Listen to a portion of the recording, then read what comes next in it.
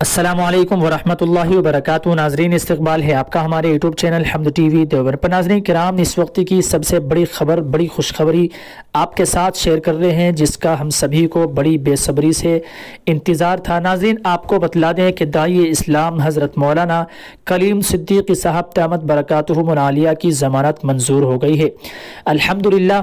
नाजरीन, आपको बतला दें कि इलाहाबाद हाई कोर्ट की लखनऊ बेंच से दाई इस्लाम हज़रत मौलाना कलीम सिद्दीकी साहब दामत बरकातुहू मुनालिया की ज़मानत हो गई है, अल्हम्दुलिल्लाह।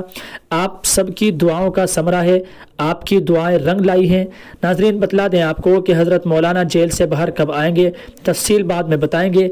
ये तो एक बड़ा सवाल है, लेकिन जो कानूनी अमल है, जो कानूनी कार्रवाई है, जैसा कि उसामा नदवी एडवोकेट ने बताया है कि इसमें कम अज़ कम एक हफ़्ता और लग जाएगा।